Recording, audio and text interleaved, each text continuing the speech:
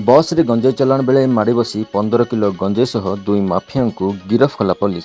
गजपति जिला ओडवा थाना अंतर्गत हाड़ोपदर छकरे गंजेई चलाण पर बस को अपेक्षा करथिबा समय रे कौनसी सूत्ररू पुलिस खबर पाई चढ़ाऊ करी सेमानंकठारू 15 किलो गंजेई जबत करिछि ओडवा पुलिस। चलाण रे संपृक्त दुई अभियुक्त पदागार रघुनाथ सेठी और रुमेश गाँव अजय नायक को गिरफ करिथिबा सूचना रही। धरा होइतिबा गंजेईर आनुमानिक बजार दर 1.5 लाख टंका हेब बोली पुलिस पक्षरु सूचना मिली।